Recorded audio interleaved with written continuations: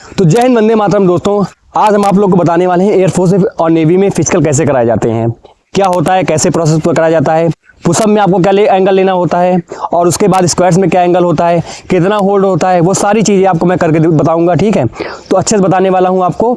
तो सबसे पहले बात करते हैं पुशअप की। तो पुशअप जो है टोटल अगर बात करें कितनी पुशअप कराई जाती हैं, तो टोटल 10 पुशअप कराई जाती है। और 10 पुशअप बिल्कुल आपको जल्दी जल्दी नहीं मारना होता है, आपको प्रॉपर क्या है एक एंगल लेना होता है और होल्ड करके। तो चलिए मैं आपको लाइव दिखाता हूँ कि कैसे करनी होती है पुशअप। लेना है यहाँ पे, हाँ। अब प्रॉपर आपको क्या करना है, बढ़िया आराम से होल्ड लेना है इस तरीके से।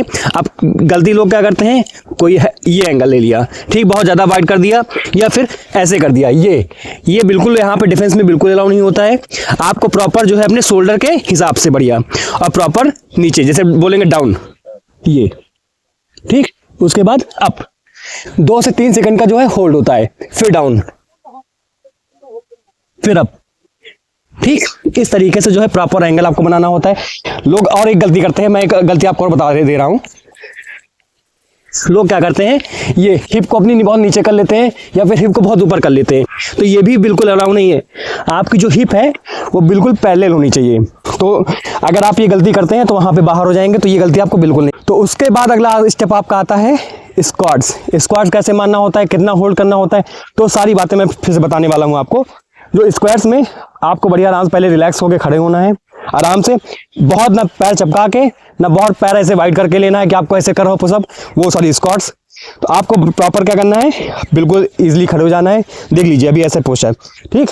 उसके बाद क्या करना होता है, आपको 90 डिग्री का एंगल बनाना है। ये बहुत लोग क्या करते हैं, ये ऐसे बैठना नहीं है कि ऐसे बैठ के आप बढ़िया आराम से दंड मार रहे हो, ये तो आपको वहां पे दंड नहीं मारना है। आपको स्क्वाट्स में एक 90 डिग्री का एंगल होता है, देखिए अभी ये देखिए, ठीक है। हाथ आपके बिल्कुल यहाँ सीधे रहने चाहिए, ये नहीं कि आप हाथ ऐसे कर ले रहे हो, ठीक, ऐसे करके बैठ रहे हो, ये सब कुछ नहीं करना है आपको।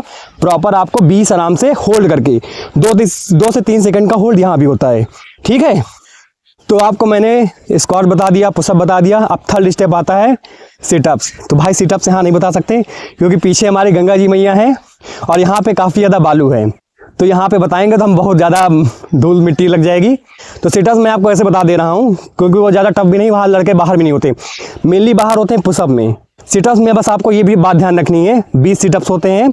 सिटअप्स में आपके जब आप ऊपर उठो, ठीक, बॉडी जब आपको ऊपर उठानी होती है, तब आपके पैर जो हैं यहाँ घुटने से किसी उठने लगते हैं, किसी किसी के ऊपर आगे यहाँ एड़ियाँ उठने लगती हैं, तो वो आपको ध्यान देना, वो आपको बिल्कुल कॉन्स्टेंट रहने चाहिए। बाकी आपकी बॉडी, तो आपको मैं बता चुका हूँ सारे प्रोसेस स्टेप बाय स्टेप, ठीक है। पहले सबसे पहले आपका पुशअप कराया जाएगा रनिंग के जस्ट आफ्टर, ठीक है। उसके बाद स्क्वाट्स होगा, उसके बाद सिटअप्स होगा।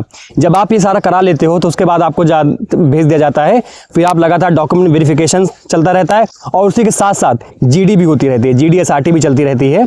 सबसे पहले एसआरटी होगी आपकी, फिर जीडी होगी, और दोनों में जो डिफरेंस होता है जीडी और एसआरटी में, एसआरटी में आपको क्या करना होता है, सारे क्वेश्चन करने होते हैं, ठीक है। हर जो ऑप्शन का वहाँ पे कोई क्वेश्चन है उसमें हर ऑप्शन के जो है मार्क्स होते हैं। आप अगर कोई भी क्वेश्चन छोड़ते हो तो आप वहाँ से बाहर हो जाओगे। आपको बस ध्यान रखना है कोई क्वेश्चन नहीं छोड़ना है, और वहाँ से आपको जो आंसर देना है, एसआरटी में जो आंसर आपको देना होता है वो कोई लॉफुल आंसर होता है। तो इस तरीके से आप अपनी जीडी एसआरटी भी कंप्लीट कर सकते हो। और अगर आप अभी जैसे मतलब कि नए देख रहे हो, अभी आपने एग्जाम भी नहीं दिया है, तो आप हमारे साथ जुड़िए। मैं आपके लिए ले आ रहा हूँ 15 मिनट शो। वो 15 मिनट शो में आपके सारे क्वेश्चन मैं रिवीजन कराऊंगा, ठीक है। वो क्वेश्चन ऐसे क्वेश्चन नहीं है नॉर्मल क्वेश्चन, मैं काफ़ी रिसर्च करके, और जो लगातार एग्जाम में आते हैं क्वेश्चन, ठीक है। एग्जाम में आपको डायरेक्ट मिलेंगे, आपके मॉक टेस्ट में काफ़ी अच्छा स्कोर 10 दिन आप अगर सॉल्व करेंगे तो आप देखेंगे मॉक टेस्ट दोबारा लगाएंगे तो आपके मॉक टेस्ट में अच्छा स्कोर बढ़िया बनेगा। तो आप हमारे साथ जुड़िए और अपना सिलेक्शन पक्का करिए।